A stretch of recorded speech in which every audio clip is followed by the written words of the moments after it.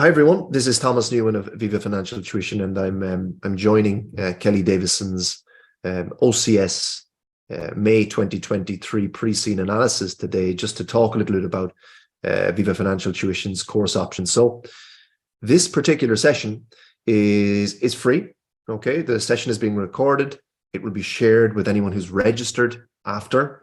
What Kelly's going to do today is talk through the first half or so of the pre-scene document that CIMA released yesterday. And as I said, this is a free session. Then from tomorrow onwards, the rest of Viva's OCS May 2023 course will proceed. The sessions that will take place from tomorrow onwards are not free to attend. Okay, so if you want to participate in the rest of Viva's OCS May 2023 course, you would have to pay for one of our course options, and I'll talk about what they are in a minute. But as I said, today's session is completely free. You'll receive a link to the recording after this session. Feel free to share it with anyone you think might benefit. So maybe you have colleagues or friends that are thinking of sitting this exam. So please do feel free to share it with them. Okay, so what I'm going to do then is I'm going to share my screen to talk about some of the course options that Viva has. So just bear with me 1 second.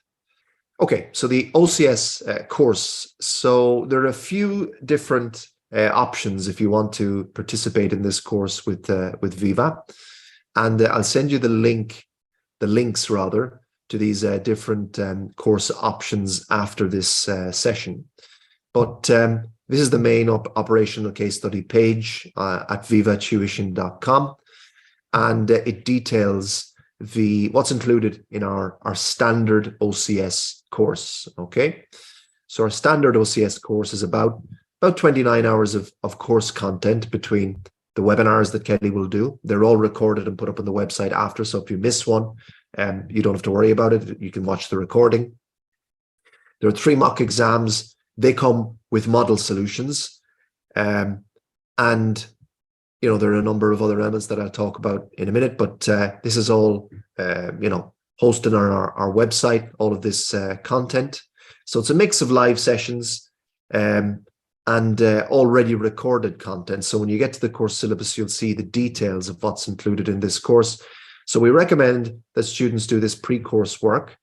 There's a series of recordings on E1, F1 and P1 where you get a review of that theory at a high level. So it's a good refresher for those of you who've come through that course, for those exams already. Maybe it's been some time since you've sat those exams. There is a series of videos on preparing for the case. So just understanding some of the basics, the format of the exam, what's expected of you in your role as a finance officer, how to use the pre-scene document, etc. So really useful. There's a very practical exam day strategy series of videos that talks you through what to do on the day of the exam. So what is the examiner actually looking for? How do you manage your time well, because it's such a time-pressured exam? How you win easy marks? The obvious things to avoid that a lot of students actually don't avoid. So really, really useful. And then this particular section of pre-course work wraps up with an exposition of a good answer versus a bad answer. So why is it a good answer and why is it a bad answer? So that's really, really useful. So there's a former prize winner who talks you through what constitutes a good answer. So week 1 then is what we're into now. Okay, so the first session is today's session. This is it's going to last about 2 hours. It'll be recorded, as I said, put up on the website, etc. After and shared with you. So Kelly's going to walk you through the first part of the pre-scene today. This is a free session. It's everything then below this that is not free, and the pre-course work is also not free. So you have to purchase a course with Viva to unlock that. So tomorrow there's the industry analysis. So Kelly will talk you through the real life industry and how you can use that in your exam. On Monday there is coverage of the second half of the pre-scene, including the financial analysis, which is really, really key. Into week 2 then, you'll take your first mock exam. That's 3 hours long. and there will be an E1 applied session. So these applied sessions that you see, E1 applied, F1 applied, P1 applied, what we do there is we take the top 3 or 4 theories as they relate to this pre-scene, they're adapted to this pre-scene, and we talk you through why they are particularly important for this case, and the likely exam questions you could get, and some likely solutions that you could give to score high marks. Okay, really, really useful. So you've got 3 mock exams that you will take over the course of weeks 2, 3, and 4. And then things are wrapped up in week 5 with a key issue session where Kelly will talk you through the top 10 issues as they relate to the case and the kinds of theories that they touch on and how you would go about answering those on the day of the exam. So that's the standard course. Kelly will talk more about her own background. She's a top tutor. She's been teaching the OCS with us for a number of years. Students love her, and with very, very good reasons. So, Kelly will talk a little bit about her background in a minute.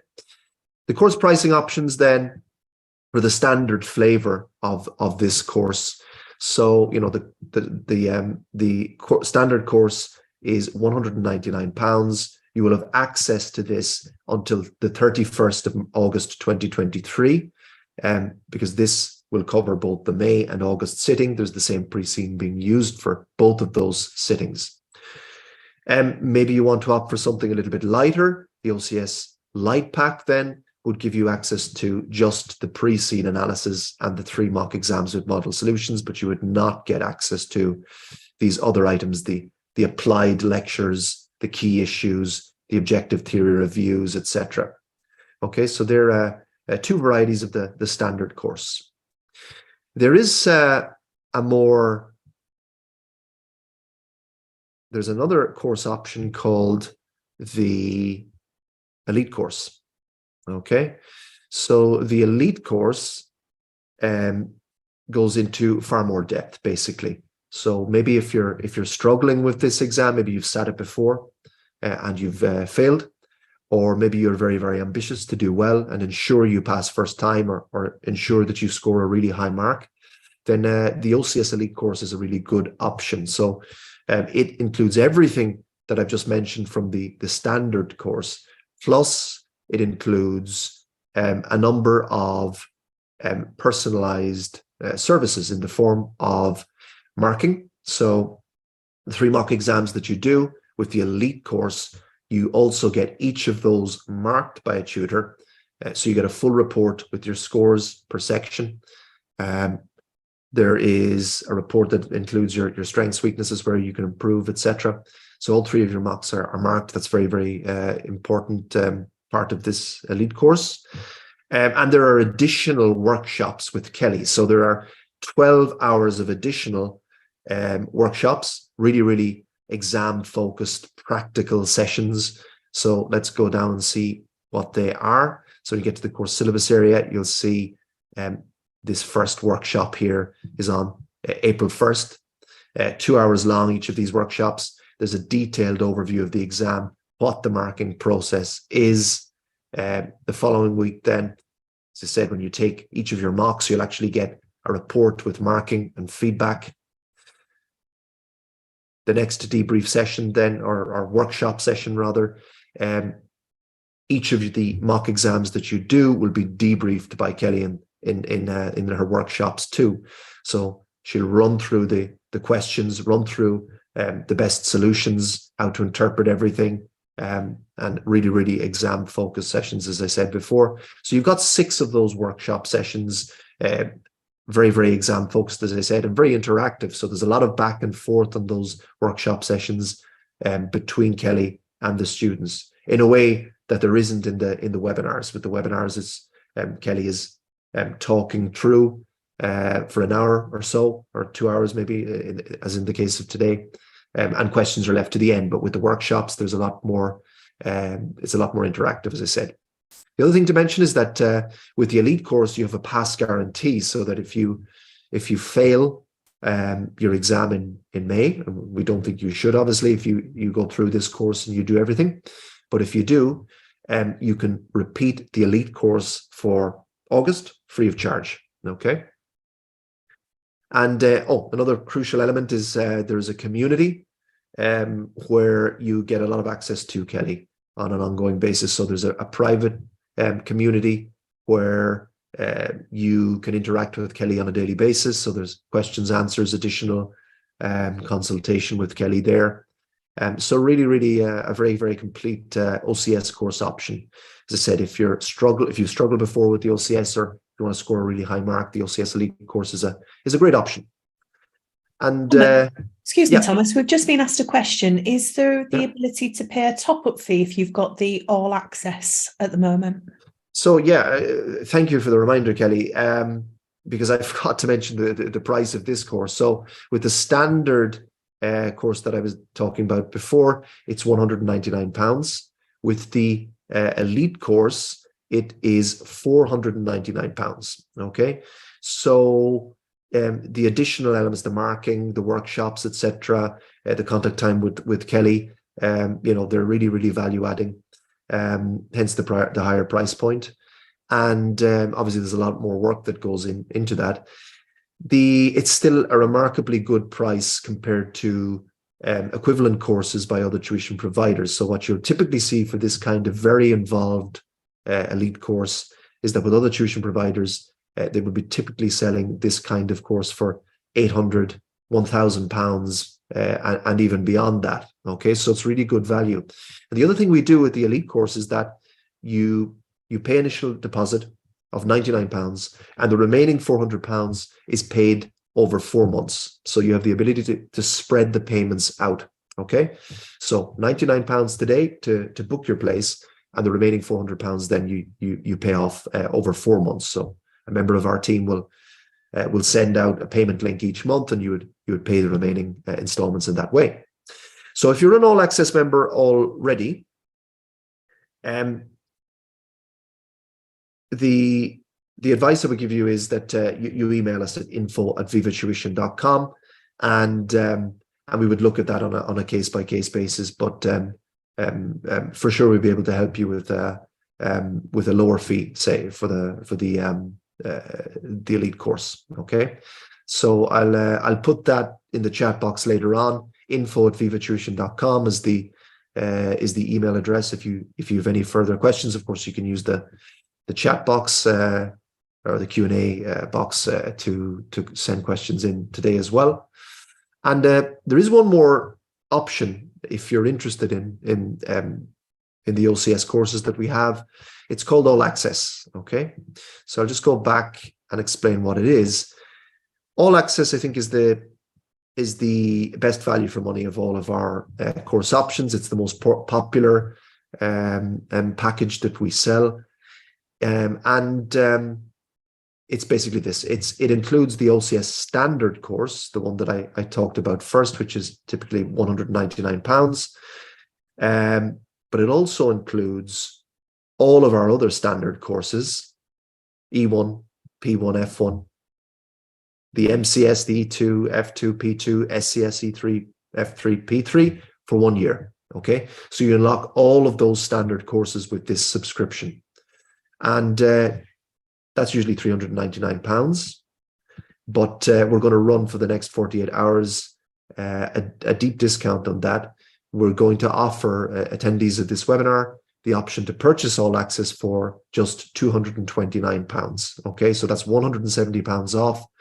And this is a really good option, great value for money. If you're thinking of passing the exam in this round and progressing to the management level next, so you're thinking about taking maybe the E2, P2, F2 courses, or you just want to go ahead to the MCS. If you're an FLP student, Finance Leadership Program, you obviously don't have to sit the E2, P2, and F2 courses, but it's really useful to be able to refer to additional content on those topics, which you could get with the E2, F2, and P2 courses. And of course, you will have to sit the MCS course. So you would have access to that for a full year. And the same with the last level, the strategic level, because there are students who move very, very quickly through this qualification. And within a year, they're doing, 2 levels, or so it's possible maybe that you get to the strategic level as well. So the All Access subscription is a really great value for money offer. And as I said, usually $399. For the next 48 hours, it will be £229. Okay. So I'll send out an email after this session with links to the different course pages and purchase options, and the link to the All Access special offer as well. Important to mention, I think, that Kelly, she's definitely the expert on the contents of the case, the theory, etc. So any questions you have related to that, please address them to Kelly. But if you have questions about the course prices, when things are taking place, etc., it will be best to direct an email to info@vivatuition.com. Okay. So I don't know if I've left anything out, Kelly. Is that clear? Yeah, perfectly clear. I think that's everything, Thomas. Okay, great stuff. So I'm going to stop. I'm going to hand over to Kelly, and she's going to present the first half of the pre-scene today. So enjoy the session.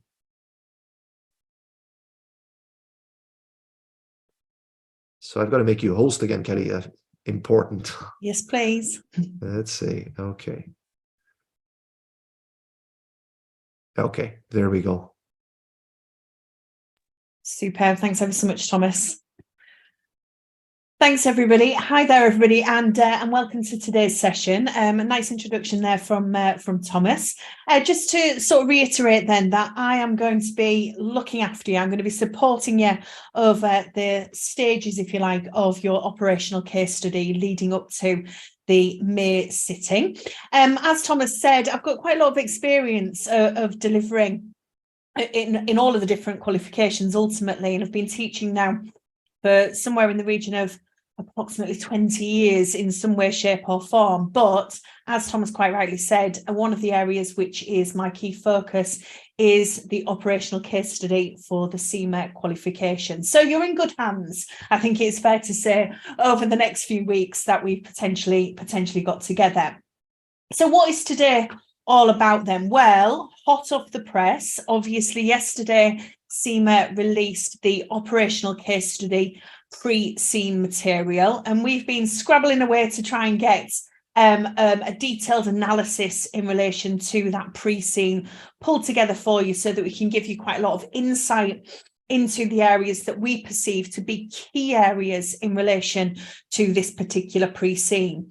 So what we've done is we've gone through the pre-scene and we've highlighted a lot of the key areas in terms of how that actually links directly with your E1, your P1 and your F1 syllabi.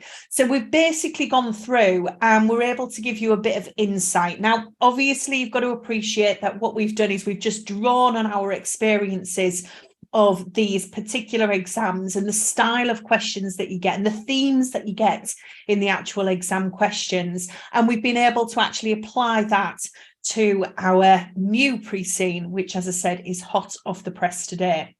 Now, what I'm going to suggest that we do is I work through the pre-scene this morning with you. We're going to do the first half there or thereabouts in relation to the pre-scene, with the second element of the pre-scene, which will form part of the greater aspects of the course, and that will take place later on in your studies if you do decide to join us. And we will work through it. What I'm going to suggest is that if you have got any sort of questions in relation to the content, etc., that what we have at the end of the detailed analysis is we have a bit of a Q&A session. So make sure you hold on to those questions. We'll keep those, as I said, till the end of the session, and we'll give you the opportunity then to ask any questions that you might have based on the areas that we've run through.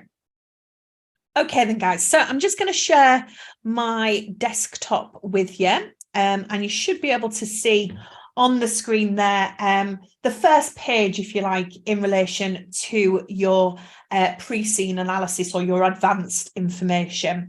As I said, this was made available to you yesterday, so you should now be able to download that directly from the CIMA Global website. Okay, so what have we actually got then this time around? Well, the organisation that this pre-seen is based around is an organisation called Tracks Europe. And you may have guessed it from the actual picture there on the screen, but this is an organisation which manufactures, produces and sells tractors and sort of heavy goods vehicles in that respect. A little bit different. We've not seen tractors, I must say, up to this particular point in time. So there's a first time for everything in relation to these case studies. So let's have a look at what the pre-seen or how the pre-seen is broken down. First and foremost, I just want to draw your attention, if I may, to the context statement in here. Obviously, there's been a lot going on, hasn't there, globally over the last few years, to say the very least. We don't expect students to factor in these changes when responding to questions in the exam, and I just wanted to highlight that. However, the flip side of that is that it does state that credit will be provided if any sort of valid arguments about current issues and current issues have been highlighted in your responses. So I don't want you to focus necessarily on just on what's going on in the real world, shall we say. Okay, now moving on, you can see the first part of this is your contents. Now, don't be scared by this. In terms of that contents, then you can see we've got 26 pages of pre-seen analysis. Okay, now you can see that the breakdown of that content in there is quite far-reaching. We've got some information about what your role is, a bit of information about the industry. We've got some news articles included in there. We've got a bit of information about manufacturing. So this is really giving you a lot of insight into the actual organisation, but also into the industry in which this organisation actually operates. Now, what you're going to have to do is you're going to have to put a hat on here, and you're going to have to take on the role that the pre-seen indicates you have taken in this particular organisation. So I suppose what I'm saying really is that you are going to have to immerse yourself in this pre-seen and essentially treat it as if you are working for this particular organisation. That's the best thing I can suggest in here.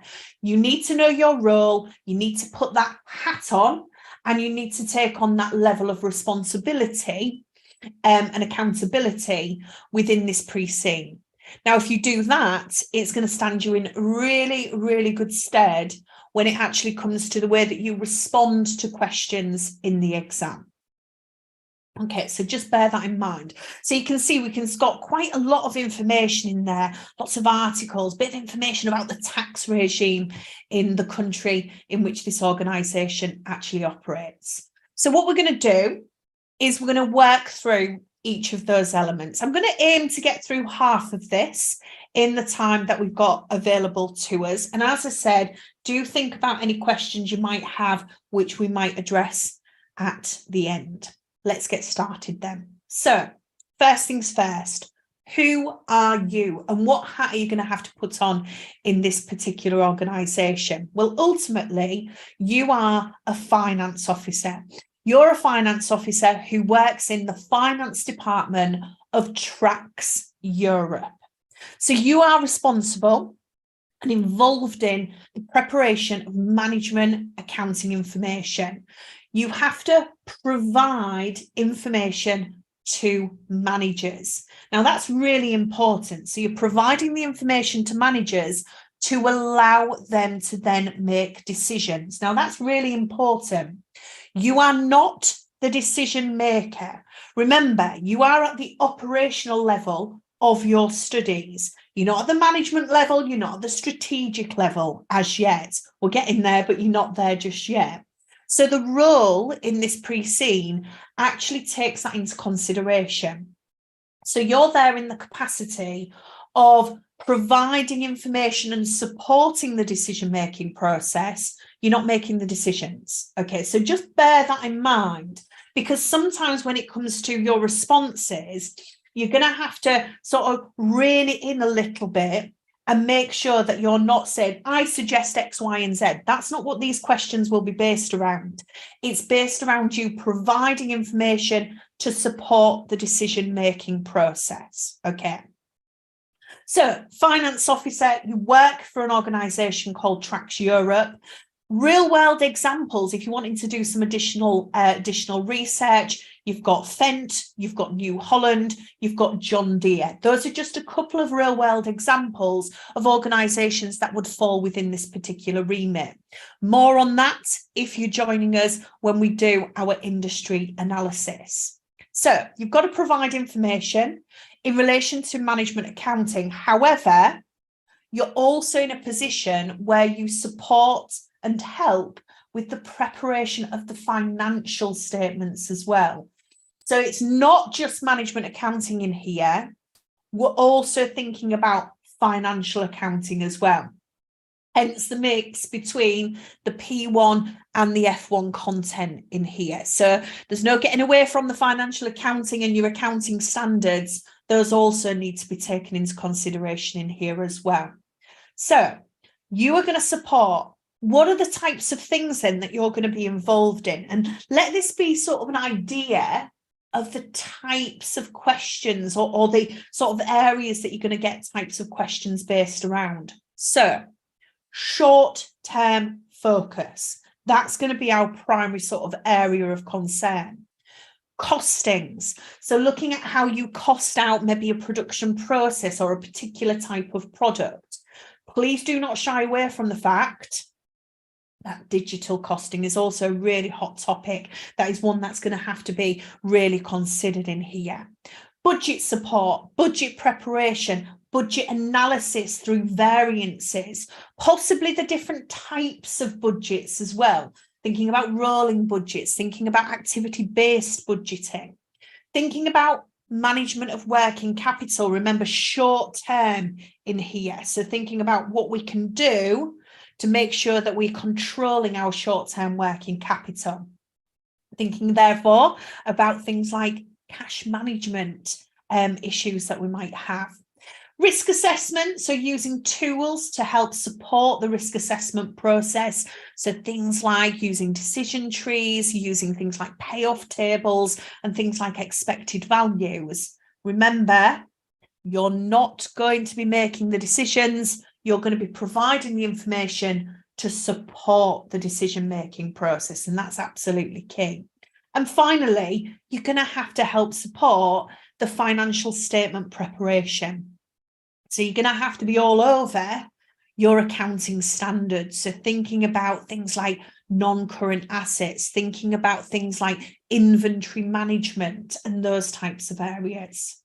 Now, the key thing to note in here, and remember, this is what it's all about.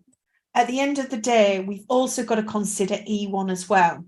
So from an E1 perspective, you cannot shy away from the fact that we are all governed by the CIMA Code of Ethics. So any advice or any support or any suggestions that you might be making to support the decision-making process has to be in line with that Code of Ethics. So do make sure that you are quite comfortable with the ethical principles which are incorporated within that Code of Ethics. Okay, so that's you. That's your role. That's the areas of responsibility that you guys are going to be interested in. Okay, so let's now start deep diving into this organisation and let's see what we can elude from the information that's provided to us. So we're now going to think about the company background. So Tracks Europe is a company which manufactures and sells tractors used for agricultural purposes. So where are they based? They're based in Teeland, and this country is in Europe, hence Tracks Europe in here. And they use the currency of $T in here. So they manufacture, they've got their own manufacturing facility, their own production facility in Teeland, and they sell their products throughout Europe. Now let's think about Europe itself then. So they're based in Europe. That's where they sell their products. Pros associated with that, really good infrastructure. skilled workforce in here. You know, you're going to be in a situation where local customers have got high purchasing power. They will have a lot more disposable income. But there is a downside to this. And the downside is that if we're based in Europe, it is going to be quite expensive to operate in Europe, and because of obviously the good infrastructure and the skilled workforce in there. And also, particularly in this type of environment, in this type of business, there's going to be a lot of regulation that's directly associated with that as well. You think about it, we're dealing here with agricultural products, tractors which are being sold. So to name but one, there's obviously going to be significant health and safety implications associated with this, and regulations that we will have to make sure that we adhere to. Okay, so that sets the scene. That's where we are. That's where we sell our products. Now let's think a little bit more about where Trax Europe actually sits within the structure of the organisations in which they operate. So Trax Europe is a wholly owned subsidiary of Agri, or RI in there, so Agri will refer to. And they're a leading global manufacturer, and they sell a range of agricultural equipment. So tractors, combine harvesters, trailers, plows, etc. Now, the parent company in here is based in North America, and it was founded in 1860. So we are a subsidiary of a multinational group that has got 16 decades worth of experience, and they've existed for a 16-decade period. So obviously you're going to have quite a good track record, I would probably appreciate in here. So it was founded in 1860 by Charles Bridge. So Agri then, they initially manufactured ploughs and other farmer implements which were designed to be pulled by teams of horses or oxen. They were in a position where they launched their first engine-powered tractor in the 1920s. So obviously a bit of a trailblazer, I think, in that particular realm. Now, let's just think about the situation with subsidiaries in here. So they are a subsidiary of a multinational group. The ticks in relation to this then is that as a subsidiary of a large multinational group, we're going to be in a position where we have got a lot of access to a lot more global resources. So we've got this global reach in here. And the other good thing as well is no doubt there will be a lot of brand recognition as well, just purely down to the experience of our parent company. But the sort of downside to this is that being part of one of these big groups, it ultimately means that you can lose an element of your own personal identity if you think about it. So there's probably going to be certain ways of doing things. So it's highly likely that we're going to be in a position where we lack an element of autonomy associated with what we do and how we do it. We're also opening ourselves up as well to not just local, European issues in here, but we're opening ourselves up to exposure to global sort of economic factors in here. And the other issue that you've got, and something really to consider in here, is cultural clashes as well.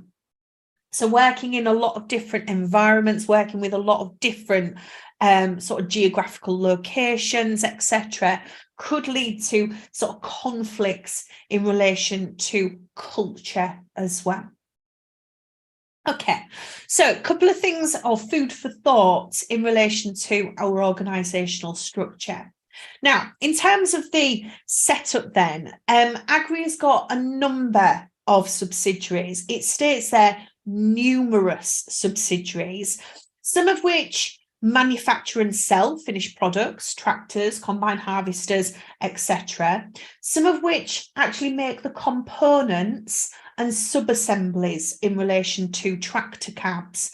There's only 2 subsidiaries which manufacture and sell tractors. We're one of them, Tracks Europe, and we serve the European market.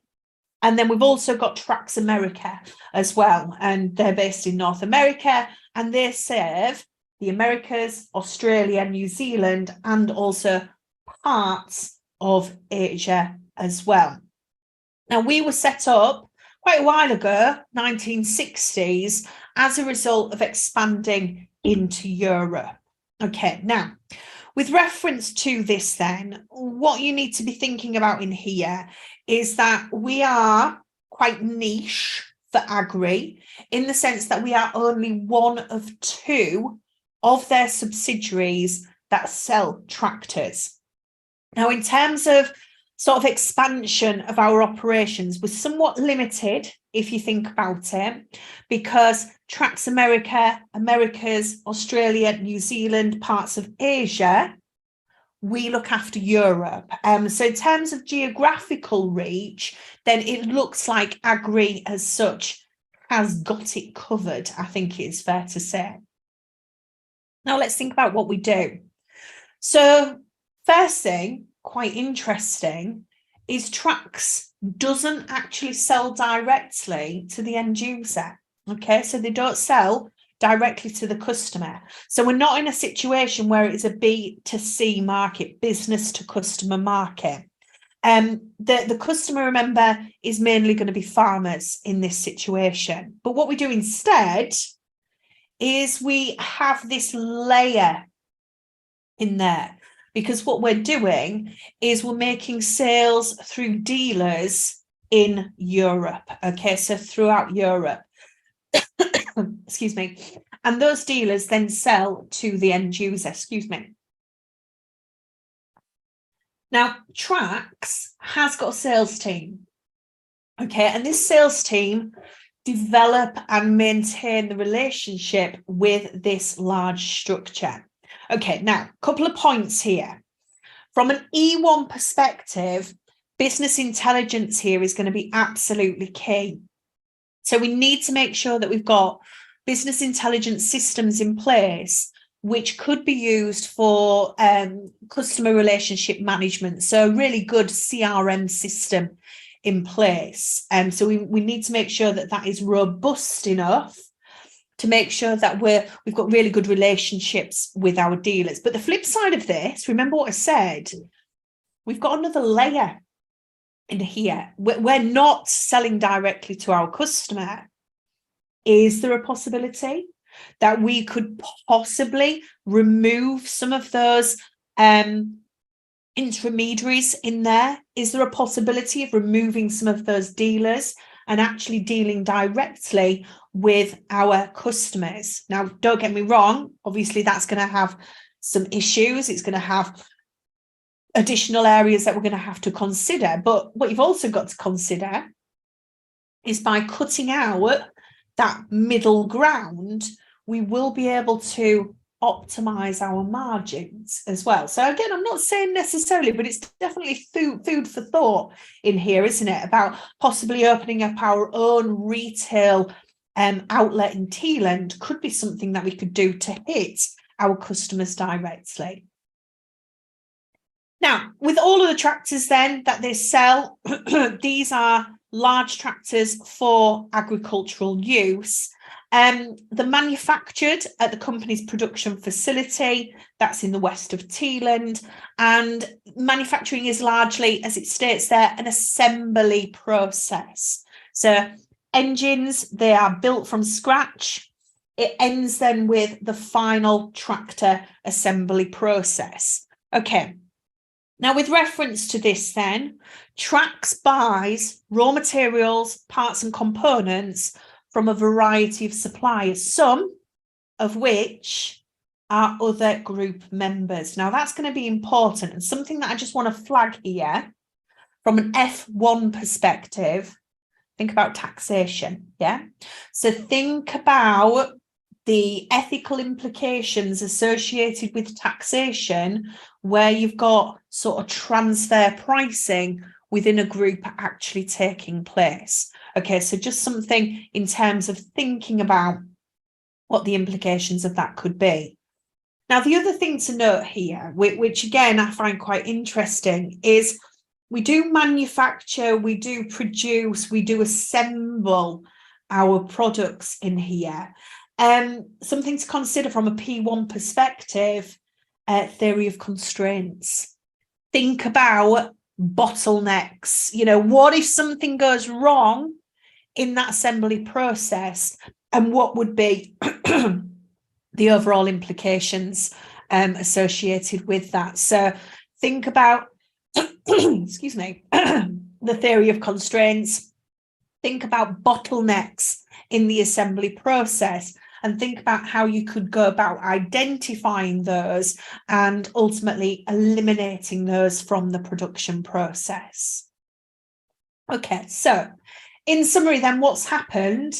Well, it looks pretty decent, to be honest, in the scheme of things. We sold 31,150 tractors in Europe. Revenue was 2,990 million $. Gross margin 25%, operating profit margin 8.7%, and we had a pretty decent workforce. We had 4,120 employees during the year up to the end of December 2022. So they generate healthy sales and they generate healthy profits as well. Now, you will see later on in the pre-scene analysis, there is a lot more detailed analytical review in relation to the financial information that's been provided. So this is very much headline elements, sort of key points to raise. Okay, then, so Trax Europe then, organisation, part of a bigger group. Okay, we are based in Europe. We're in a position where we've got our own production facility. We assemble everything ourselves. We've got to think about the implications associated with that. Okay, right. So let's now think about the industry in which we operate. So let's think about the global market. Now, as I said, there will be more on this when we look at our industry analysis, which is taking place tomorrow. But let's just have a think about this holistically. So what's the global tractor market all about then? Well, ultimately, it is worth 66 billion $. In 2022. And it's expected to grow on average by 4.2% per annum over the next 10 years. Now, just something to consider and something that you might want to look into when it comes to the financial analysis is what our growth is, you know, what tracks Europe's growth is. Because if we find that our anticipated growth is going to be significantly more than that 4.2%, then it could justify us potentially looking at a different type of budgeting technique in here from the standard. So it might be a suggestion that we might look at things like rolling budgets, for example. Now, again, excuse me, more on that as we run through. Now, in terms of this market, then it can be broken down. So it can be split into two different types of tractor. You've got the agricultural tractors, which are large. They're designed to be heavy duty, agricultural work. And then you've got your mini tractors. So these are for sort of landscaping and grass cutting purposes. So that's how it's split. Now, the growth in tractor sales then is driven by an increase in mechanization and automation in here. Okay, now that's interesting. Now, in some parts of the world, so for example, in South Asia, in other parts of the world, in Europe, it's down to increasing demand for smart technology and alternative power sources. What this means then is that in these particular markets, we're also increasing the demand for compact and mini tractors for landscaping and grass cutting. Okay, now with reference to this then, what you've got to think about there is whether or not our current market is in a position where we actually help support and deliver for the wants and needs in relation to Europe. So Europe itself is asking for smart tech, alternative power sources. From a data analytics point of view, is that what we're doing in Tracks Europe? And if we're not, then could that be a way of identifying new opportunities, okay, new products, new ways of developing those products, and new ways of, as it states there, thinking about alternative power, thinking about green energy, for example, in relation to these tractors. Okay, so moving on then, the global market for agriculture has got 5 large global specialists, okay? They manufacture and they sell a massive range of equipment, tractors, etc. And construction equipment. Global companies also manufacture and sell agricultural tractors as well. But for some businesses, it's often secondary to their main construction equipment in here. Now, what you've got to remember in here, we've got five global specialists. What we need to think about is whether or not we are able to compete with these 5 global specialists. And one of the key things in here is, remember, global specialists are big, they're large. So they're going to be in a position where they can take advantage of economies of scale. Because they can take advantage of economies of scale, that means that they are going to generate larger profits, doesn't it? And if they're generating larger profits, there's more reinvestment back into the business. Now, we've got to really think about whether or not this is something that we can compete with.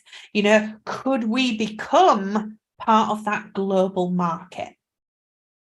Okay, now, moving on, some, but not all, of the manufacturers of tractors also manufacture and sell compact and mini tractors. Now, the market is dominated by specialists, small mechanical equipment manufacturers. Okay, now, with reference to this then, if we just think about E1, and in particular think about Porter's 5 forces, thinking about competition, could this actually be a barrier to entry for us?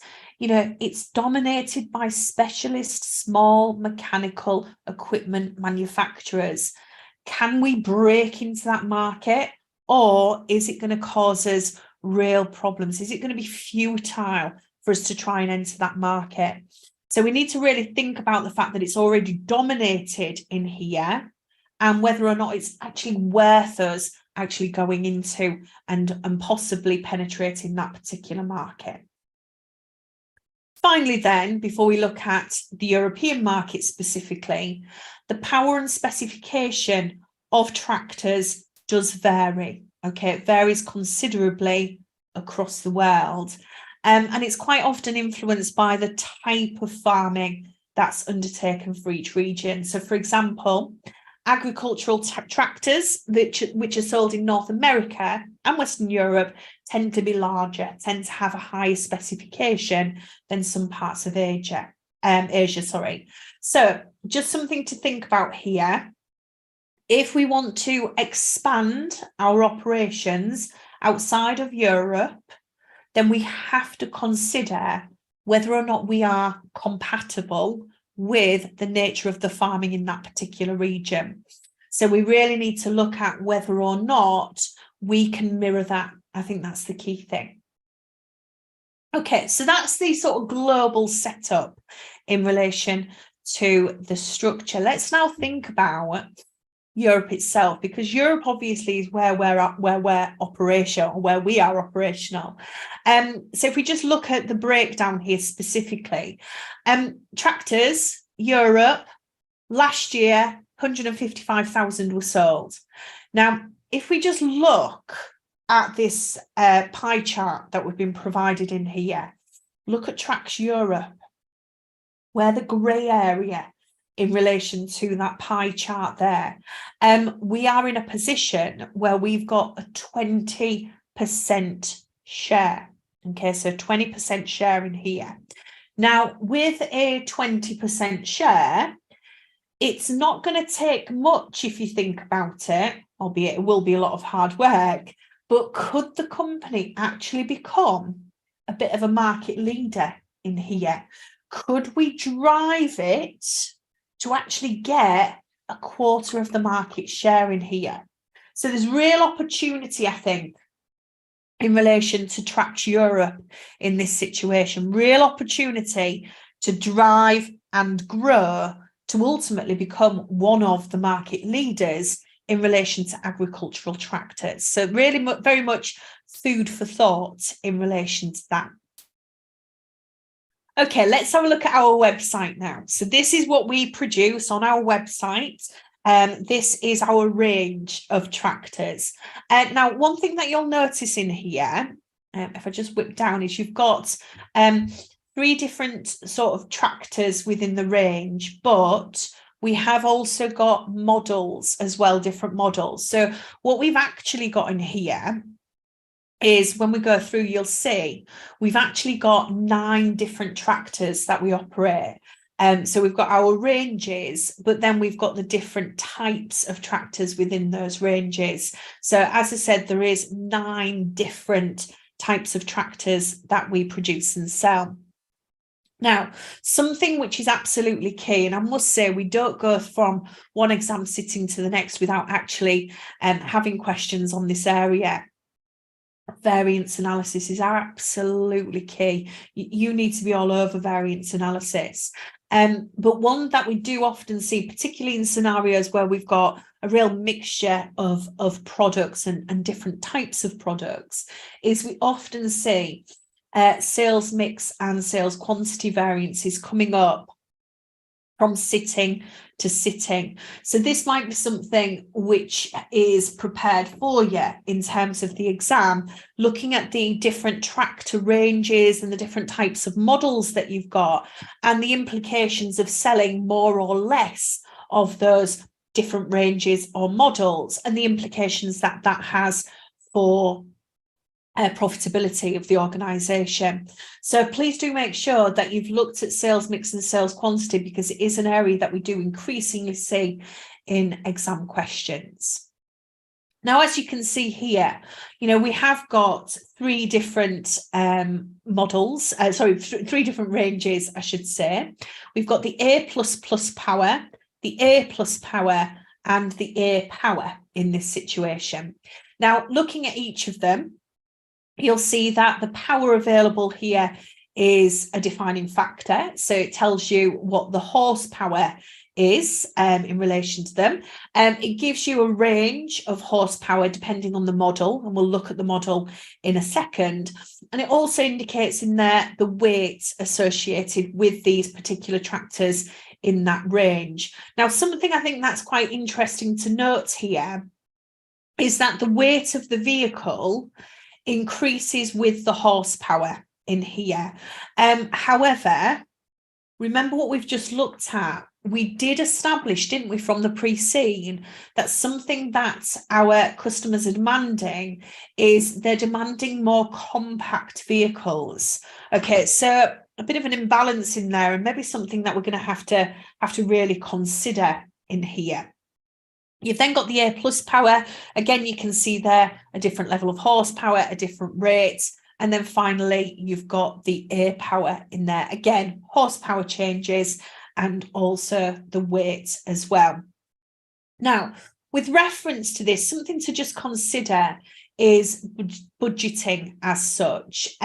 Something to think about here might be a separate budget which can be allocated in terms of things like research and development, in relation to things like, what the implications of increasing horsepower are on weight, and whether or not we can come up with an optimal size of the machine which will meet our customer demands, but will also be in a situation where it is quite an efficient product as well. So maybe something to consider in here is research and development and the implications that that could have for us developing new or improved products. Now, remember, those are your ranges. We've then got our models in here. So the different types of models. We've got three different types of models. Just to stress though, that these three models are in each of our ranges. Yeah, so for our A++ power, you will have a basic, a regular, and a premium. Yeah, so essentially you've got 3 for each of the ranges. So you've got 9 products in here that you are producing and selling. Okay. Now let's have a think about the sort of content in here. The biggie and the good thing about this, I think, is that you have got a wide range of models actually available.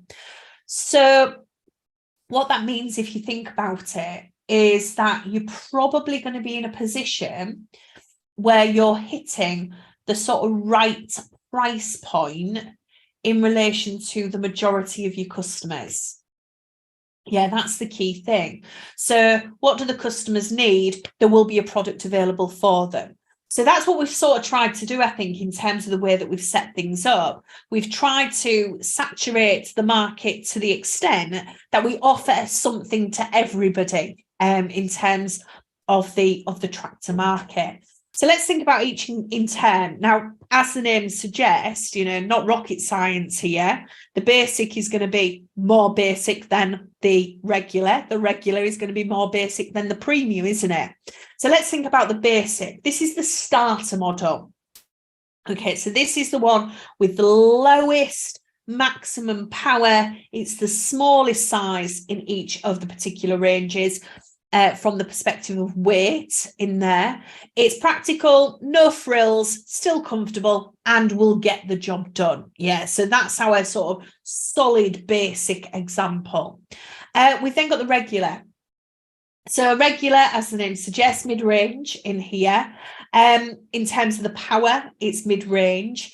The cabs now, however, are air conditioned. Okay, so a little bit of a nicer environment in which to operate. Fully adjusted seating in here, which is great. And you've got easier to drive controls in this situation. Rear cameras as well, which is going to help with things like navigating and moving your vehicle. And then finally, we've got the top of the tree. We've got our premium product in here. This is our top of the range model. Highest power, largest size. This is the beast of our tractors in here. All of them come with aircon. All of them have got deluxe self-adjusting seating. It gives you the best ride through the roughest terrain, ergonomically designed to actually fit the driver. You've got driver controls and cameras which cover all angles. Okay, so that is your, if you like, your Ferrari of your tractors in this particular situation. So you've got your 3 types in your ranges, and then you've got your 3 models within each of those. Again, be very, very careful and mindful of the fact that the higher the horsepower, the higher the weight. But remember, customers are looking for more compact products in here. So just something to be mindful of. Okay, so that the 3 different power ranges then in here, what we've got is 3 different specifications, 9 different tractors, as we said, all-inclusive policy. We've got something to fit every single farmer's needs. Okay, so that's what we want to be. We want to be their go-to, don't we, in terms of their agricultural tractor needs. That's where we want to see ourselves, and hopefully as part of the market leading teams. Okay, let's have a look at what we've got in terms of our setup. Okay, now with reference to the structure then, it's important that you really get to grips with who you've got, what their responsibility is, what their priorities are, because that'll really give you a bit of insight into the areas that they're going to focus on. I think it's fair to say. So this is your board in here. So the first thing that we've got there at the very, very top there is we've got our MD. So this is Tony. And Tony Roberts has got overall responsibility for Tracks Europe, and he is the key contact for the group management in here. He's been managing director for 5 years. Previously was the product development director for a different organisation within the Agri group in that situation. He was instrumental in securing a move of Agri's tractor production development centre to Europe in here. So the good thing here really is his connections within the Agri group and with other subsidiaries could be really, really useful for Tracks Europe. And it could be useful from a negotiation perspective, if you think about it. We've already discussed, haven't we, previously, that there is some sort of inter-group trading, transferring of components taking place, and Tony might be instrumental in negotiating things like transfer prices in relation to that, because he's obviously got these relationships in there as well. He's obviously been very instrumental in product development, so that's something that is really very much high on his agenda, and I'm sure it will be for Tracks Europe as well. If you have got product development though, just a bit of a caveat, remember any product development will create a level of risk. It will create a level of uncertainty in here, and we're going to have to maybe come up with ways that we can support management in managing these tools. That's the key thing in here. So we're going to have to maybe support in that process. So that's Tony. Good track record, good relationships, probably going to be really helpful for negotiation. And he's obviously keen on product development. Not shy in going forward either. He was instrumental in the securing of the movement of production as well. Secondly, then we've got Jack. Jack now is our production director. He's got responsibility for all of the aspects of the production facility. He's been there 10 years, very extensive. And the other nice thing about Jack is he's worked his way up from junior production manager to this position of production director. He's passionate about production quality. That's interesting. And he's instigated many initiatives in here to promote TQM, total quality management, throughout the facility. Now, that's an interesting one.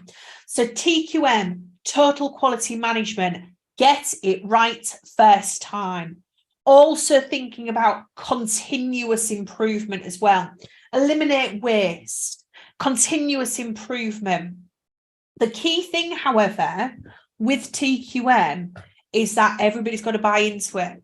People don't buy into it, it's not going to be successful. So this is something that's got to be embedded within the culture of Tracks Europe for it to be successful. Yeah, so this is something that Jack's really passionate about. So in everything we do, we need to make sure that quality is up there as one of the key important areas. Okay, so TQM, total quality management, continuous improvement, eliminate wastage, get things right first time.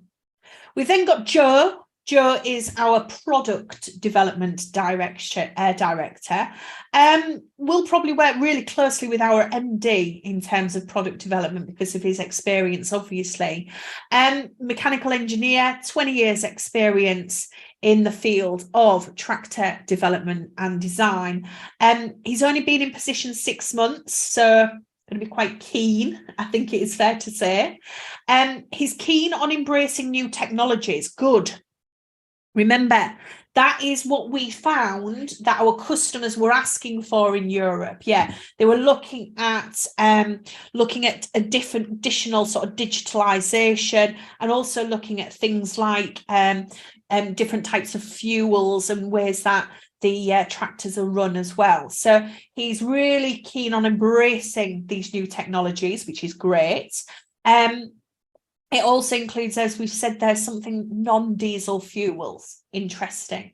So this interest could be part of the corporate and social responsibility programme of Tracks Europe.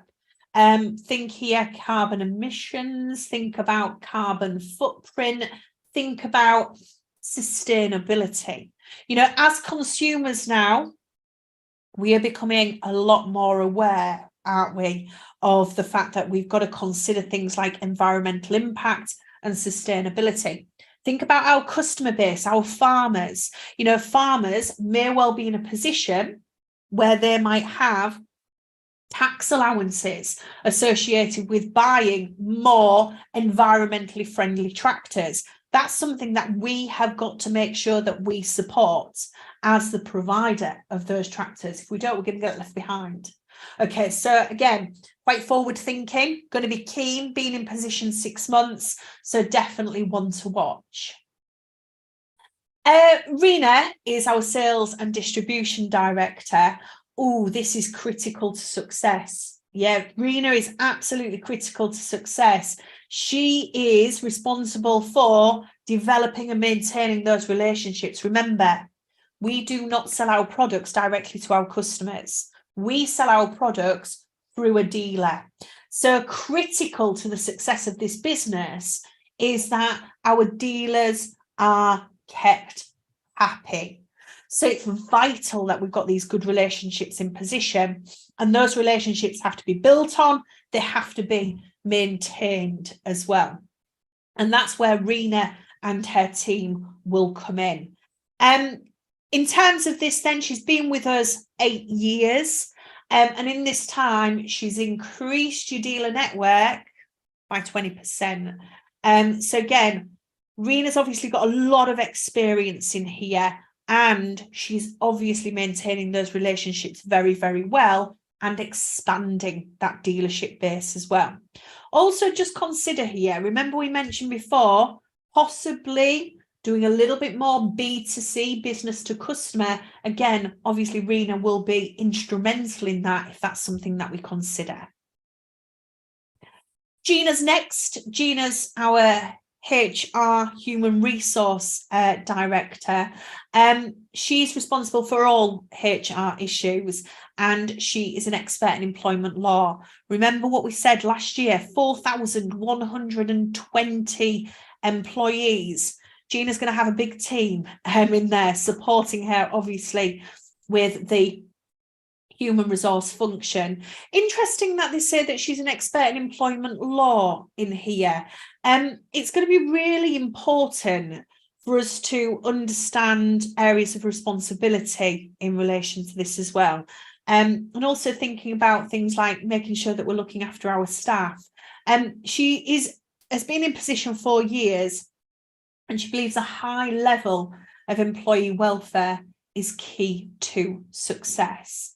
It's going to be important that you guys understand from an E1 perspective, what are the costs associated with actually embracing this as a concept? You know, what are the costs and what are the benefits, in fact, of investing in employee welfare? That's the big thing in here. And it's going to be about making sure that we are in a position where that is supported. We want to become the employer of choice. I get the impression from the points raised there from Gina in that situation. And then we have Carl. So Carl is our FD. Remember Carl's name. Remember, you are part of that finance function. He is responsible for all finance-related issues, internal and external, internal management accounting, external financial reporting in there, and has developed relationships with local finance providers. Great. Qualified accountant for 15 years, has been our FD for 2. So although qualified 15 years ago, remember, Carl here still has a duty of care in relation to things like continual professional development. And so again, something to be mindful of in there. So needs to still make sure that he's really hot in terms of the appropriate standards, etc. Strong qualifications in here, strongly managed finance function. It's going to have a key role in relation to things like acquiring additional finance possibly for the organisation. And then finally, we have Priya. Priya looks after information technology. She's been in post for 6 months, so again, relatively new, and she's got lots of ideas. Some of these ideas won't necessarily have yet been implemented, I think it is fair to say. And she's interested in improving how IT systems are used in the business and how they could be improved. Oh, interesting. Smart technology is something that she's interested in. Now, a few things to think about here. If we're in a position where we're looking at IT improvements, if we're looking at situations where we've got improvements in systems, that doesn't come cheap, does it? So we're going to be in a position where we're going to need some additional investment in this particular area. So thinking about embracing this new technology. So making sure that you're comfortable with things like IAS 16, non-current assets, capitalisation, what gets capitalised, what doesn't, thinking about things like depreciation, and also thinking about how it's financed, in particular, thinking about leases, so IFRS 16 in there as well. So probably, you know, Priya and Carl are going to have to work together quite a lot in terms of looking at the financing that's available. So that's your board. That's how it's broken down. Remember, your MD is Tony, and then everybody else reports and works directly with Tony on that particular board, all of which seem to be relatively strong in their area and relatively keen to embrace change, okay, which is always a good thing. Let's drill down into this then. So let's break down into this further. First things first, what you've got here is you've got an organisational structure, but it's for particular departments in here. So we're looking at sales first, just so that you're mindful of this. In terms of the structure, it looks here like tracks, I should say, not trucks. Tracks is a functional organisational structure in here. That's how it looks, because we've got the sales, we've got finance, etc. So that's how it sort of is portrayed to me from the information presented here. First, then we've got Rena's team. So Rena's team, remember, sales and distribution director. You've got the breakdown there. You've got a senior sales manager for Teeland, Southern Europe and Northern Europe in there as well. Just something to mention and something to consider, and something we see a lot in exam questions. Keep KPIs. Key performance indicators, key performance measurement. When it comes to Rena's teams, it's going to be really important, isn't it, that Rena is able to measure performance, as it is for Greg, Trina, and Thomas in there as well. What I need you to be thinking about here is thinking about the KPIs that this particular function might use to measure performance in here. The suggestion of KPIs is a common operational case study style question. Okay. Now, as a general rule of thumb, you won't have to calculate them, but you'll have to say, this is a KPI I would suggest, this is how it would be calculated, and this is what it's going to measure. Okay, so just think about that as you're looking at and thinking about the KPIs. Okay, so KPIs, key performance indicators, have a think about those and why you would use them in a particular fashion. Remember, at the moment, as it currently stands, very much using that intermediary setup. Yeah, so we've got that intermediary setup in here, more of a B2B sort of setup. And then we've got finance. Now, Carl, as we know, is our FD. He is going to provide the strategic direction for the department. You've then got Ben, who is the finance manager. He is your manager. So remember that name is what I would say.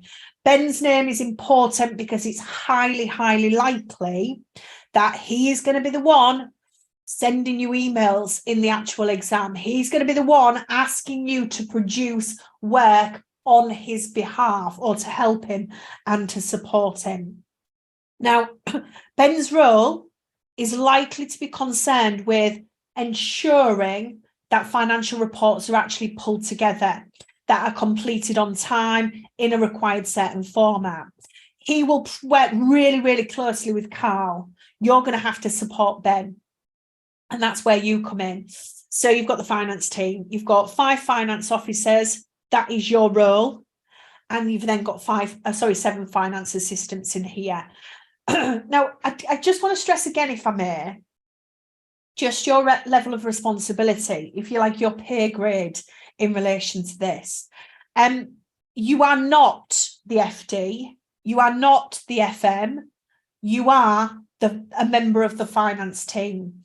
You're not going to be making decisions in this situation. You're going to be providing the information to allow those decisions to be made. That's the key thing. That is your role. That is your responsibility. So you've got to make sure that you're putting that hat on when it comes to your role in this setup. Okay, so that's your structure, sales and finance. We've now got the production facility. Now, again, very much a functional structure in here.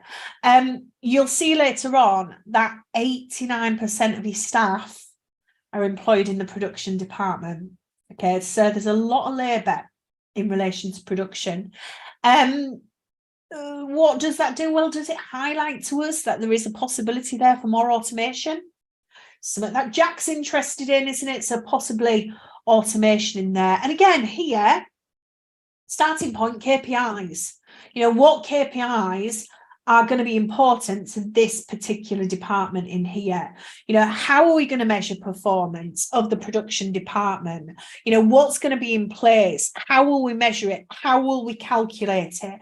That's what we're going to be looking at in this setup. So we know Jack already. You've then got your procurement senior manager, Jill. Tony's our warehouse manager and Dave is our production manager in there. And again, important that you remember the names because you're probably going to be helping and supporting these. What you've got to remember is that in production, they might not necessarily have the sort of financial acumen that they might need for things like budgeting or interpreting variances. And you might have to help them. You might have to support them. So let's think about the production senior manager, Dave, in a bit more detail. We've then got a breakdown in here. You've got engine assembly, chassis assembly, body planner. You've got main assembly. You've got testing in there. Okay, so there's a lot going on. It's quite complex. In terms of key areas, budgeting. Input of managers in each of these stages is going to be quite important, I would think. So therefore, I think a bottom-up approach is probably going to be appropriate in relation to the budget setting in these particular departments. It's absolutely key that Pat, Gabby, Brian and Bill and Rav work together really, really closely in here. So we have to have good coordination between different departments because otherwise we're not going to have that smooth production, are we? We want smooth production in here. We need smooth production to make sure that we don't have any bottlenecks actually taking place. And good coordination in here is also going to be important between those departments in relation to things like inventory management. Just popped in there, just in time, possibly. Something to consider. Have a sort of push system in place from one section to the next in there. Something to consider. I do just want to mention here Rav. Yeah, Rav Patel. Rav Patel is our testing manager. Remember, we discussed before, didn't we, about total quality management, continuous improvement, getting rid of problems, getting rid of wastage. Again, Rav's responsibility there is going to be really important to ensure that we're in a position where we can adhere to that. Okay, so that is your breakdown. Now, don't get me wrong, that is just an element associated with the organisation, but you've got 3 in there. You've got your production process, you've got your finance process, and you've also got your sales in there. So they're obviously key areas that we're going to have to focus on. Now, this is where it gets a bit detailed. Okay, so we're now looking at the manufacturing process. Now, in terms of this, you need to make sure that you are really comfortable with this process for the exam. And the reason I'm saying that is because a potential exam scenario, which we have seen many, many times, is that the organisation is actually setting up a new production facility. And it could be that they're trying to grow, they're looking at increasing demand. I mentioned to you before, we've got 20% of the market, maybe we're looking at getting 25% of the market. We're obviously going to need to grow to support that. So one of the key things that you may come across is a scenario where you've got to set up a new production facility. So this is going to be increasingly important for you in that particular scenario. So in terms of Trax Europe then, all of your products are currently produced in a single production facility. Bit risky that. Yeah, a bit risky. And it's a bit risky because what if something goes wrong with it? You've only got one production facility. So again, might be scope there to potentially expand that. In terms of this facility, what has it got? Five different production departments, and we're going to have a look at the flow of this. Now, in terms of having their own production facility, if we just take a step back from that for 1 second, it's going to mean that they've got a lot of tangible non-current assets, haven't they, in here? They have to have them in their own production facility if you think about it.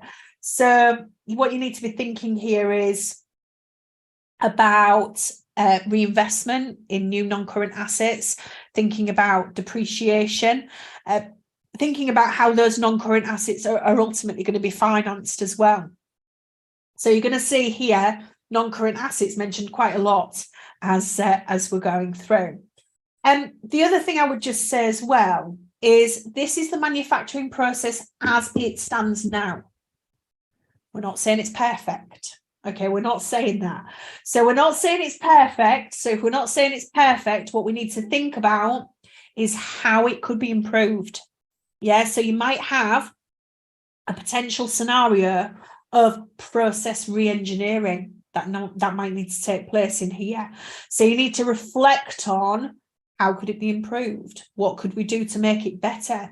Is there opportunity here for more investment in more modern technologies? All of those types of things are things that you're going to have to think about as we're running through.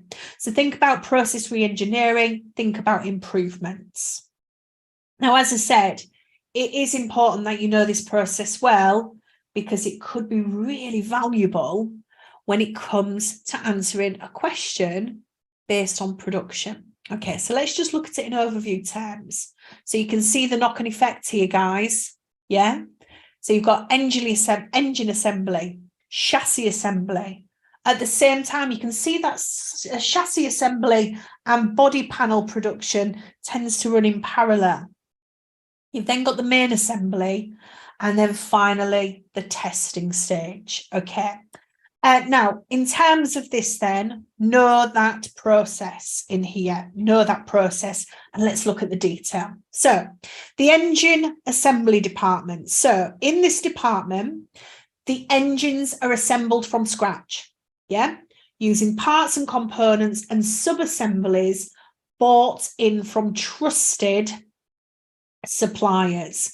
Now, each engine is assembled on a block so that it can then be moved to another department. Okay. Now, with reference to this then, trusted suppliers is the thing that jumps out at me. When it comes to using these trusted suppliers, think about the fact that there may be an opportunity in here to actually use these trusted suppliers to possibly buy in some of these different elements rather than actually assembling from scratch. Yeah, so that could be a possibility in here. So maybe getting the assembly of some of these pre-made engines from elsewhere in here could be a possible scenario that we need to think about. In terms of that trusted supplier as well, that's an important non-financial consideration in here, because the knock-on effect of them not supplying the goods to us on time is going to have a significant impact on our ability to actually then deliver to our customers. So we need to make sure that that trusted or those trusted suppliers are actually fit for purpose. Now, there are 5 stages of this engine assembly process. Seems quite robust, doesn't it?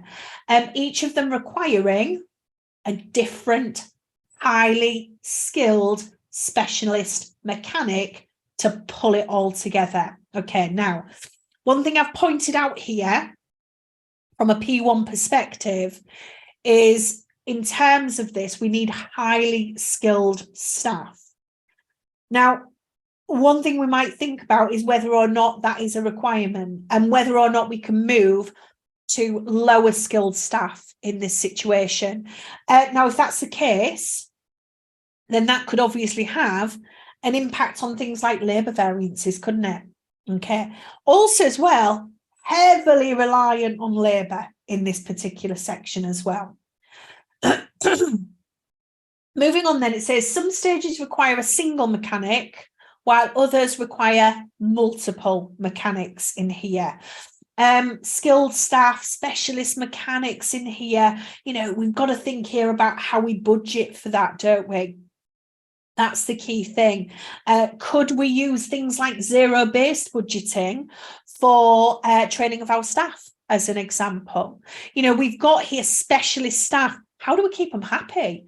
You know, looking at the E1 content there, how do we reward them? How do we motivate them? How do we keep them working for us rather than going to work for a competitor?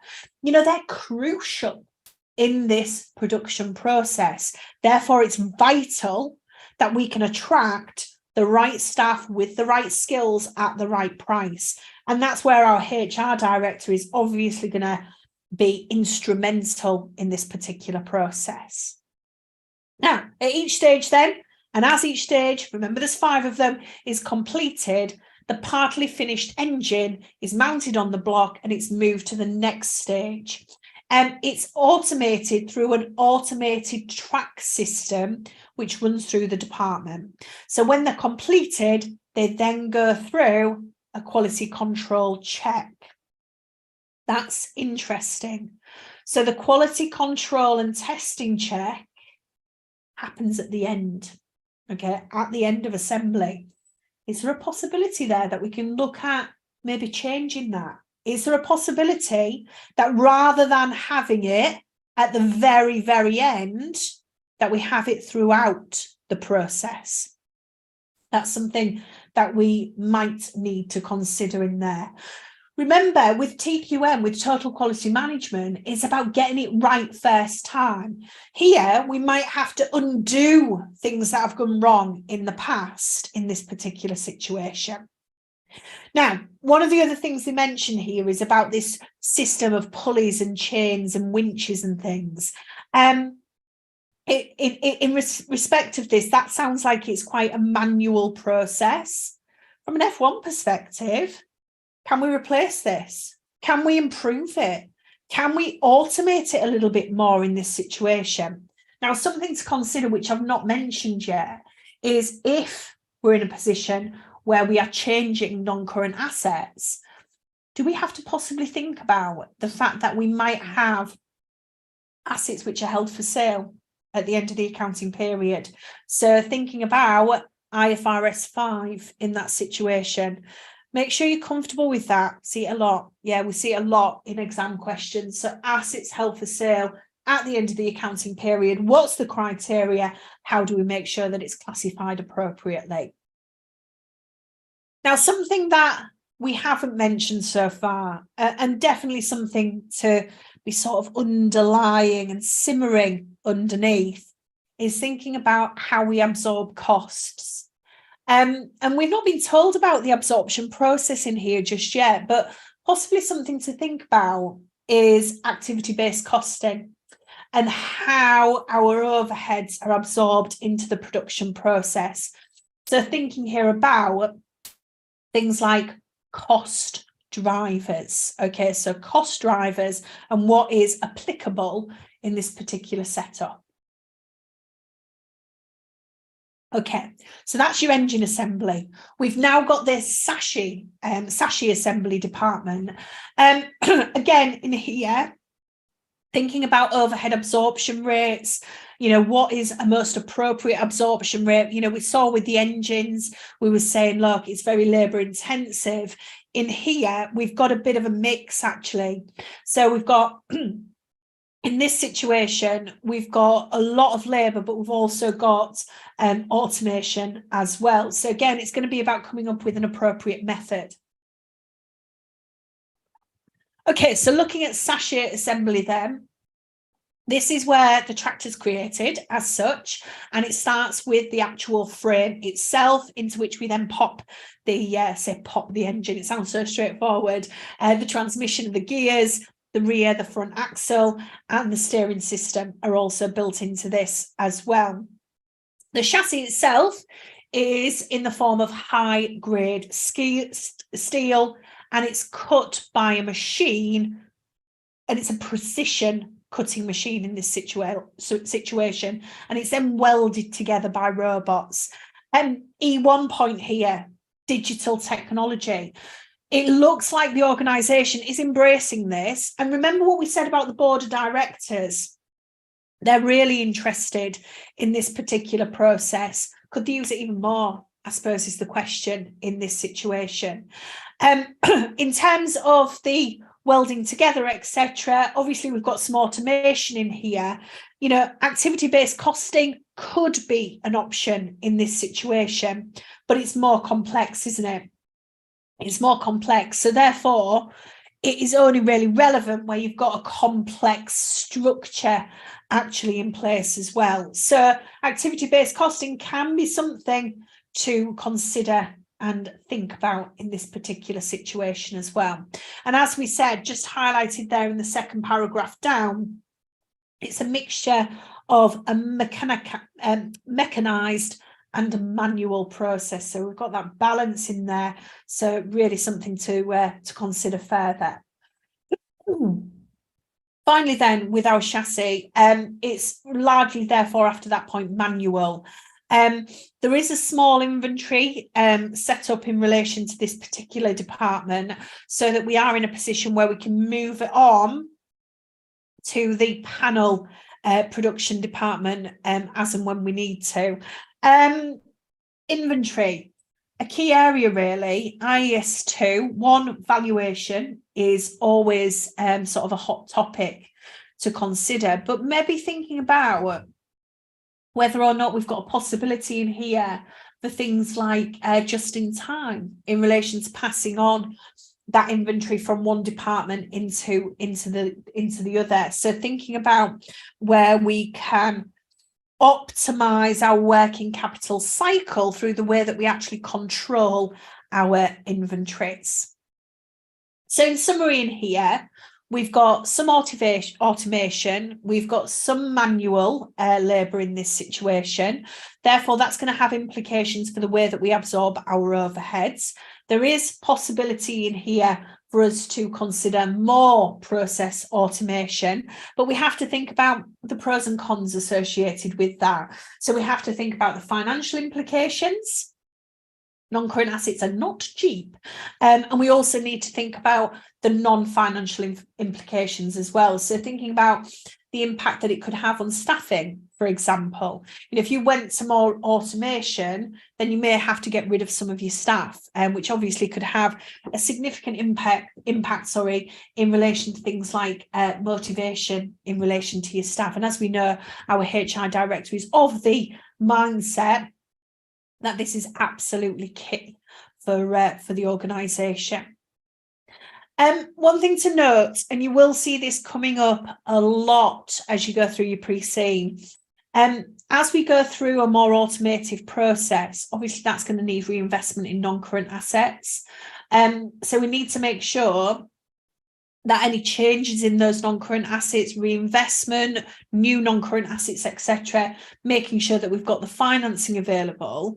But we also need to make sure that if we are in a situation where we are improving our non-current assets, that we're in a position where we know how to deal with things like enhancement expenditure, for example. Okay, nearly there then. We've got the body panel production department now. So this is where the bodies of the tractors are ultimately made. Front and back wheel arches, casing around the engine, etc., would be included in here. To create this then, large steel sheets are fed into a hydraulic press automation, which are programmed to create the relevant shapes in here. Once that's been done, it's moved by a machine automation to a painting area. It's dipped in cleaning solution, then sprayed by robots, and each of the panels gets 3 coats of paint to ensure that it is high quality finish. Automation in here, isn't it? So this is fully automated. It would look like that is the case. And here, in terms of absorbing overheads, makes sense that it's based on machine hours. Or if we were to move to activity-based costing, we would have to think about a different model in here of absorbing our overheads because of the fact that it is a fully automated process. The other thing that interests me here is this ensuring the high quality finish. Again, what we're doing is we're saying, look at our products. They are high quality. They are fit for purpose. That is what we pride ourselves on. So we have to make sure that that is not compromised, because I think that could have a significant impact on our reputation, and it could cause reputational damage if we're not in a position where we are meeting those set standards. In terms of the high quality finish again in here, remember, we need to make sure that we are checking that process continually for total quality management. I'm thinking here that we might need to readdress that we do some sort of quality checks in here rather than right at the very end. Yeah, so making sure that the 3 coats of paints are done appropriately in here. We don't really want to wait until the full final stage to then go, oh, the paint wasn't right. Because what you're doing then is you're wasting time, effort and money on assembling something that isn't fit for purpose. So I'm thinking here, improve that, maximize that sort of testing and quality checks. And then our penultimate stage, this is the main assembly department in here. As the name suggests, it's where we put everything together.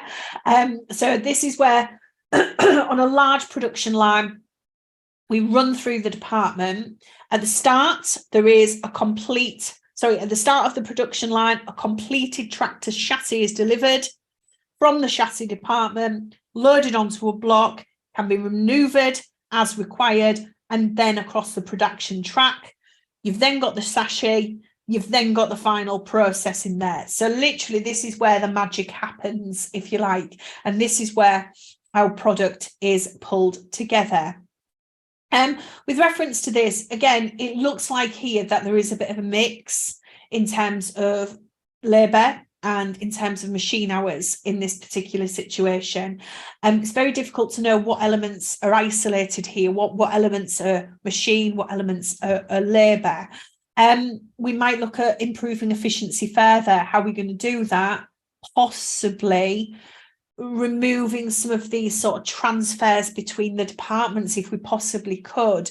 Is there anything we can do? Is there anything we can automate in there in terms of investments in non-current assets or digitalisation to ensure this smooth process?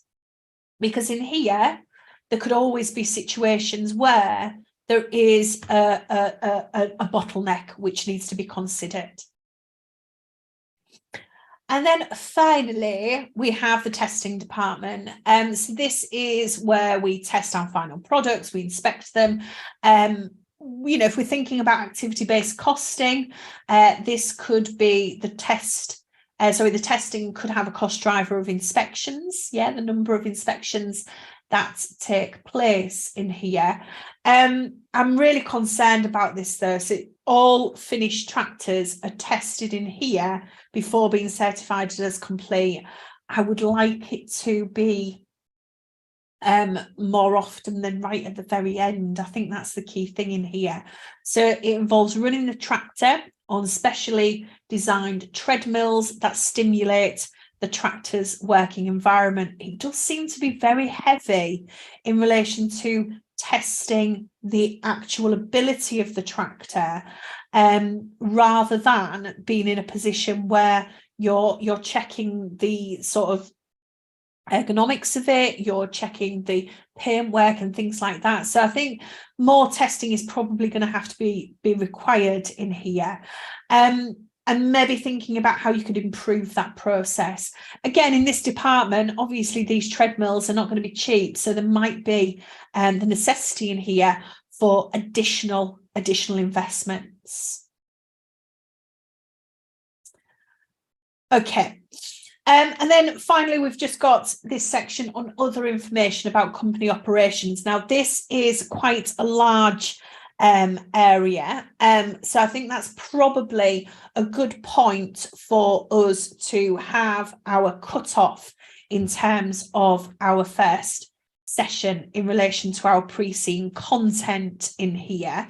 As I said, other information about company operations is quite detailed in here. So I think that's probably enough for today's session. So we've looked at your role.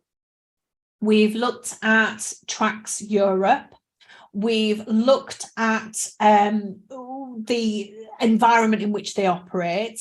We've looked at the specific environment in Europe. We know our board structure and we know the way that the departments are actually set up. We also know now about our production process as well. And we've considered the E1, F1 and P1 implications associated with each of those particular areas. Okay, so thank you for your time in relation to that. Now's your opportunity for a few questions and answers in there. So I can see that a couple of questions have come up. Jamal, I see your question there just in relation to prices. Thomas will be sending out to you information regarding the prices in due course. So Jamal, rest assured, you will have that information. We've then got a question then in there. That again is a question in relation to the fees in there. All fees will be discussed and Thomas will get back to you in relation to those.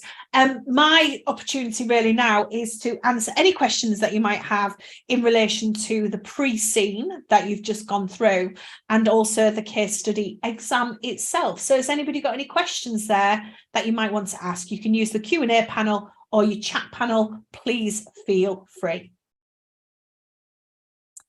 Carl has asked a question, can we get a copy of the slides? All of the documentation and the annotated pre-scene will be shared. So rest assured, you will get copies of those, Carl. Jamal, I think you've asked the same question in there as well. So you've got all of my sort of annotations included in relation to those. Donata, would it be possible to obtain the pre-scene with all comments and notes? Donata, those are provided with you on the actual course. So yeah, rest assured, Donata, you get all of those details as well. Erin, good question. So how could linear regression applied to this case study? In terms of linear regression is what you could use for time series analysis, Erin. Welcome to the session, Erin. In terms of linear regression, remember, it's about time series analysis. Are you thinking there, Erin, more about linear programming rather than linear regression? Yes, linear programming. So with linear programming, Erin, all I can imagine in this situation is that because we've got certain raw materials that are required over each of the different sort of production processes, all I can imagine here, Erin, is that you would be in a situation where you are limited on your suppliers. So here, if you remember rightly, the pre-scene does specifically say you've got a few trusted suppliers. That in itself is quite risky, because if they can't deliver on what you need, then they could delay, if you like, the process. So in terms of linear programming, you could have restrictions on maybe the raw materials available. You could have restrictions on the skilled labour in there as well. So that's how it could be tested there, Erin. Very typical to the other questions that we've seen on linear programming previously. So hopefully that answers your question there, Erin. And Madeline, so in terms of industry knowledge, how much do you reckon you need to know? Madeline, you don't need to be an industry expert, okay, by any stretch of the imagination. So, you know, I don't expect you to be, embarking on buying tractors weekly or anything like that, Madeline. But in terms of an understanding, what I always try and do is I try and get a really good feel for what's happening in the industry currently. And that's something that I do share with my elite students, is lots of interesting articles. Now, the only reason that I say that is because it gives you a bit more colour to the environment in which you operate. So if you see that one of the things that a lot of our sort of competitors in the real world are doing is investing in green technology, then that is obviously something that's in the mind of the examiner. And that's something that they could bring to the actual exam, Madeline. So you do not need to be an industry expert, but you just need to have an understanding of the environment in which they operate. And actually, Madeline, it makes the studying for these subjects a lot more interesting as well, because you've got some really real world examples that you can work with there, Madeline. So hopefully that answers your question. Not an industry expert, don't start registering for tractors weekly, but just an understanding of the environment will give you an idea of the types of questions that might come up, because as I said, the examiner is all over that as well. Yeah, another question. Do you think tall versus wide department structures will be examined in the pros and cons of each? I do not at this stage. Remember, when it comes to this particular exam, remember your responsibility is not going to be putting forward suggestions as to what the structures of organisations actually are. I think what I would suggest here is that in terms of structure, just take on board the structure that currently exists. You will not be necessarily asked to make any changes to that at all. The structure works. They've been set up now for a number of years, haven't they? So therefore, it seems to be fit for purpose is what I would say. Jeffrey, so will the cost of running the development facility be shared by all subsidiaries? Interesting, actually, Jeffrey. That is definitely something that could be considered in here if it was set up as a separate entity in its own right. So I suppose there, Jeffrey, what you're thinking about is the possibility of having recharges in that particular setup as well. Yeah, and if that was the case, yeah, it's something that they could do as an organisation and then share those costs associated with it. Edwin, is digital costing likely to be asked? In a nutshell, yes, Edwin, is what I would say. We're increasingly seeing it because it's increasingly relevant, actually, Edwin. So I would say, please do make sure that you are comfortable with what we actually mean by digital costing, and thinking about digital cost units as well. So thinking about how they might be able to use apps and so on would be appropriate. Michelle, does the CGMA come up much in the exam?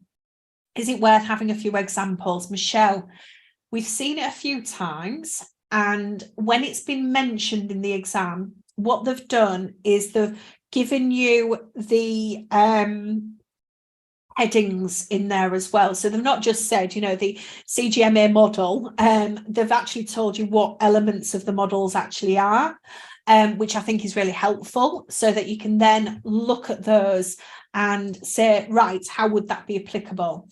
So, Michelle, I would say yes, in that situation. I would say make sure that you are comfortable with the elements, and make sure that you can see how that could be applicable to Tracks Europe in this example. Another question, how do you suggest that we prepare for the exam now? I had to leave in the middle, so I've missed if you've already addressed this. No, in terms of preparing for the exam, the first thing you need to do is you need to make sure that you comfortably understand the content of this pre-scene, is what I would say. So you need to be making sure that you're running through that pre-scene on more than one occasion. You've obviously got the annotations that I've gone through with you today, but you also need to be undertaking your own research as well. Okay, now what we've done is we've highlighted some of the areas that we consider to be key areas in relation to this. What I would suggest is you need to go through a process of self-assessment. Everybody in this online room will have areas that they struggle with. Everybody will have areas that they're very comfortable with. What you need to do is you need to make sure that you are happy with the E1, F1 and P1 syllabi.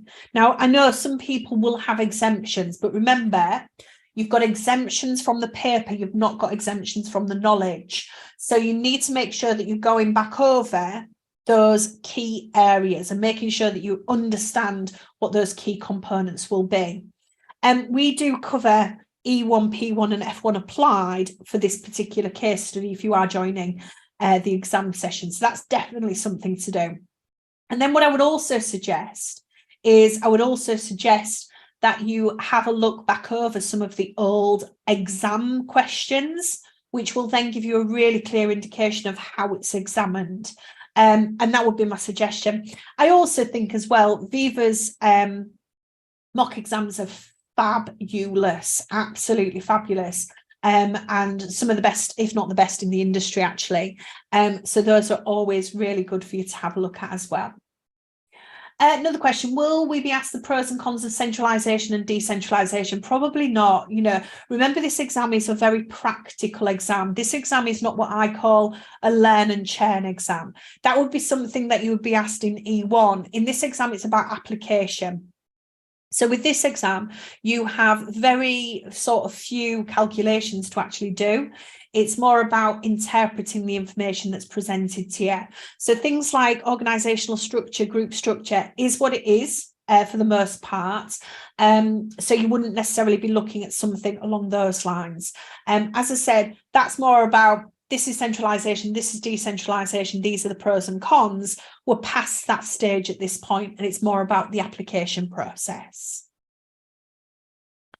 Jamal, when do you recommend sitting the mock exams? Should we wait until we've gone through the live classes, including P1, F1 and E1? Jamal, this sounds a little bit of a cop-out, but it does depend really on when you feel you're ready for it. I mean, if you're doing the elite course, I will be doing workshops which debrief the mock exams.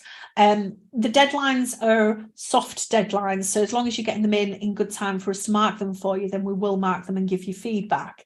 I would say maybe have a look, Jamal, at the first mock exam and see how you feel with it. What you might then find is that you've got some gaps in your knowledge. You'd maybe then go back and have a look at those gaps in your knowledge and then fill those gaps, is what I would say. But everybody will be in a slightly different boat. You can also do these mock exams to start off with as an open book as well, Jamal. So, you know, I wouldn't be expecting you to do your first mock exam completely closed book and then pass it. We're not at that stage. Half the battle of this exam is understanding how it's examined, because it's obviously more application and essay based. So I would have a look at the mock, see how you feel, but also keep it open book. So keep providing and keep going backwards and forwards question to your syllabus areas so that you can then answer the questions in there, Jamal, is what I would suggest. I wouldn't suggest you necessarily do it 3 hours, all structured in that situation. Another question. So do Viva provide example individual questions based on the pre-scene? Yeah. So all of the mock exams are based around this pre-scene. They are not based around any previous exams. They are all based around Tracks Europe, which is fantastic. So the mock exams are all based around Tracks Europe. And the other thing I would just stress as well is the way that Viva write their mock exams are written in exactly the same way and the same weighting as the actual exam. So when the mock exams are written, we will apply the same weighting that was included in the actual exam. So rest assured, they are exam standard and exam style. Question there about which areas P1, F1 and E1 are more heavily or frequently tested. It does vary, actually. And I think a good way of sort of gauging that is to have a look at my sort of narrative in terms of the areas that I would say concentrate on those. And then if you are attending your applied sessions, those will be covered in a lot of detail then. So another question, it's been 2 years since I've done E1, P1 and F1, so will be a few big gaps in knowledge. The recaps are obviously on your online for Viva.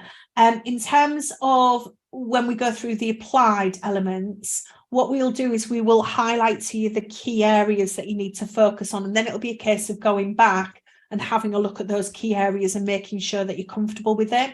As part of my debriefing in relation to the mock exams, I do go through the knowledge and the application there. So it will be highlighting this is a key area. You then need to make sure that you're comfortable with that key area. There's not been any significant syllabus changes, so rest assured what you've done on E1, P1 and F1 is still applicable. So there's no significant changes in there. But as I said, we will highlight the areas that we think are the hot topics, and then you will need to review those hot topics. Arwin, do you solve past exam questions in the course? How many past papers we need to solve to be confident before the exam? Arwin, we will concentrate on the elite course more on the mock exams, which have been written based around the pre-scene that we've just gone through. But we will be going through on the last 2 workshops. What I tend to do is I tailor my responses to what you guys want to go through. So if, for example, Erin mentioned before about linear programming, if that is an area that you guys want to concentrate on, then I will build that into our last 2 workshops, for example. Or if variances is an area that people are struggling with, again, I'll make sure that variance questions are also covered, again, from past papers or past mock exams that have been done. In terms of how many to do, how long's a piece of string, you know, everybody's different, Arwin, and you've all got work-life balance to consider in there. All I would say is it's just about keeping the momentum going. Yeah, so keep the momentum going. So make sure that you're reviewing different syllabus areas, then make sure that you're looking at past exam questions and seeing how that is examined. If you can get hold of a detailed analysis of past papers, that's really useful, because that then will give you an indication of how those areas have been previously tested. Thank you, Arwin. Okay, any other questions there? These are excellent questions, guys. Please do keep them coming. Now's your opportunity to use me for the next few minutes. Any other questions there?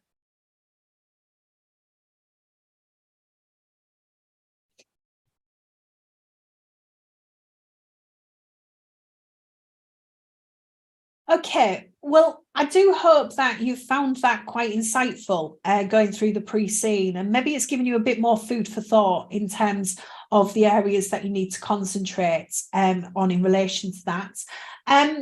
Sorry, do I know when you'll get a copy of this webinar? I believe from what Thomas mentioned that you will get a copy of that sent out to you later today. Yeah, so that would be useful. So I hope you've got a lot out of it. Thank you, Helen. Yeah, lots of information to take on board, and it might be beneficial for you to review and revisit this in the future. So having a look at this recording again. But did we find that session quite useful? Give you a bit of an insight? Yeah, lovely. That's great. Thank you. Thanks, Genevieve. Thanks, Helen. Thank you, Tom. That's brilliant. Well, I do hope that I get the opportunity to work with you. Absolutely, Madeline. So taking stock, definitely. Absolutely. Thanks, Michelle. So tomorrow, then, for any of you guys, I'm looking forward to working with you. For those of you that are going to be with me again tomorrow for the industry analysis, and then again on Monday. In terms of, I've just got a question there from Sarah, just in relation to test centres. There is loads of times available, Sarah. They range drastically in terms of these sessions. So you've got a lot of opportunity, is what I would say in there. Okay, right. Thanks ever so much, guys. I'm looking forward to working with you. So get yourself booked on board. And I will look forward to seeing some of you, no doubt, tomorrow. And then I'll look forward to working with you and getting us through this tractor pre-scene. So go and enjoy what is left of your day. And I'll hopefully see some of you again on tomorrow's session. Thanks, everybody. You've been an absolute pleasure and some brilliant questions. Look forward to working with you. Take care.